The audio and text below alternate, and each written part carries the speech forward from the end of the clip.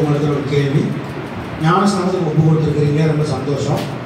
நீங்களா மனதார ஒப்பு கொடுத்துருக்கீங்களா, இல்லை யாராவது உங்களை கட்டாயப்படுத்தி ஒப்பு கொடுத்தாங்க? மனதார ஒப்பு கொடுத்துருக்கீங்க.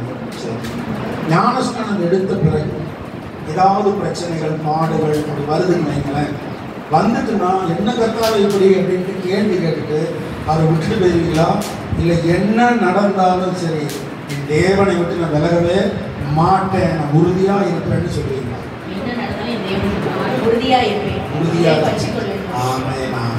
இப்ப நீங்க எடுக்கிறீங்க, சந்தோஷம். நீங்க ஞானஸ்நானம் எடுத்த பிறகு உங்களை மாதிரி ஞானஸ்நானம் எடுக்காம நிறைய பேர் இருக்கிறாங்க, இங்க கூட இருப்பாங்க இல்லையா, வெளியே இருப்பாங்க. அப்படிப்பட்ட ஆட்கள்கிட்ட அந்த ஞானஸ்நானம் எடுக்க வைப்பதற்காகவும் இந்த ஜனங்கள் ரட்சிக்கப்படுவதற்காகவும் சுவிசேஷம் சொல்ல ஆசைப்படுவீங்களா? சரி. ஞானஸ்நானம் எடுத்த பிறகு குடும்ப ஜபம் பண்ணுவீங்களா? அதே போல இப்போ ஞானஸ்நானம் எடுக்கிறீங்க, ஒளியமலை கூடாரத்தில் ஞாயிற்றுக்கிழமை தோறும் ஆராதனை நடக்குது. அந்த ஆராதனையை விட்டு விடாமல், மற்ற உங்களுக்கு சான்ஸ் இருக்கு, நீங்கள் ஆராதனைக்கு வரலாம், ஆனாலும் வராமல் அப்படி இல்லாதபடி என்ன நடந்தாலும் ஞாயிற்றுக்கிழமை ஆராதனையை விடாமல் வருவீங்களா? அதே மாதிரி திருவிருந்து பந்தியை அசட்டை பண்ணாமல் திருவிருந்து பந்தியில் கலந்து கொள்வீங்களா? தொடர்ந்து சபைக்காக, ஊழியத்துக்காக, மற்ற விசுவாச பிள்ளைகளுக்காகவும் ஜெபம் பண்ணீங்களா? சரி, இன்னைக்கு நீங்க புதுசா பிறக்கீங்க இல்லையா, இன்னைக்கு நீங்க புதுசா பிறக்கீங்க. அப்போ கர்த்தரை இன்றைக்கு நீங்க மணவாளனா ஏற்றுக்கொள்வீங்க இல்லையா? உங்களுக்கு உலக பிரகாரமா உள்ள மணவாளன் ஏற்படுத்தி, ஆனா இன்று முதல் ஞானஸ்நானத்துக்கு பிறகு உங்களுக்கு மணவாளனாக உங்க குடும்ப தலைவராக யார் இருப்பார்? ஏசப்பா தான் இல்லையா? ஏசப்பாக்கு அப்புறம் தான் பிரதீபு, பிள்ளைகள்.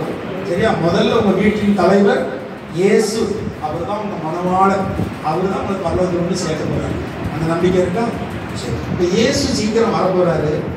ஞானஸ்நானம் எடுத்த பிறகு இயேசு அந்த வருகைக்கு தகுதிப்படுத்திட்டாரு.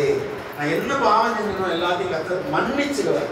என் பாவங்களை இன்றோடு தேவன் மன்னிக்கிறார் என்கிற அந்த பாவ மன்னிப்பின் நிச்சயம் உங்களுக்கு வரணும்.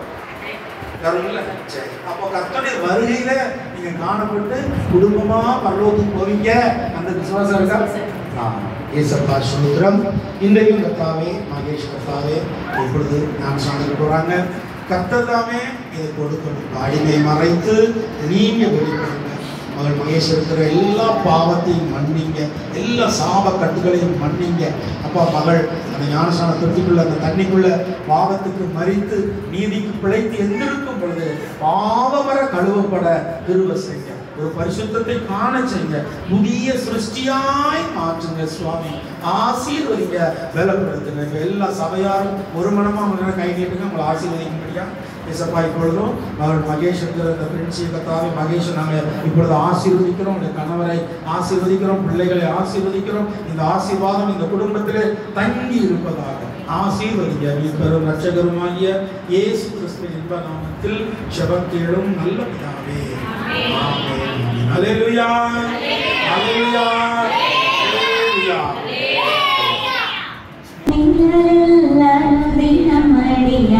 சாய்ந்திலை பாரிடுவே, சிலுவையின் நிழலை அனுதினமடியால் சாய்ந்திலை பாரிடுவே, சிலுவையின் அன்பின் மறைகள் இது மனதில் காவ வாழ சுமையத சோர்த்தி கலந்த ஜீவியமே, பாவ வார சுமையத சோர்த்தி கலந்த ஜீவியமே. பிரின்சி என்று பெயரிட்டு ஞானஸ்நானம் கொடுக்கிறோம்.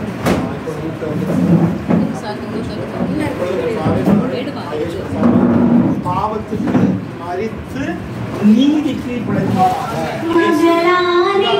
பரிசுத்தாவின் நாமத்திலே ஞானஸ்நானம்.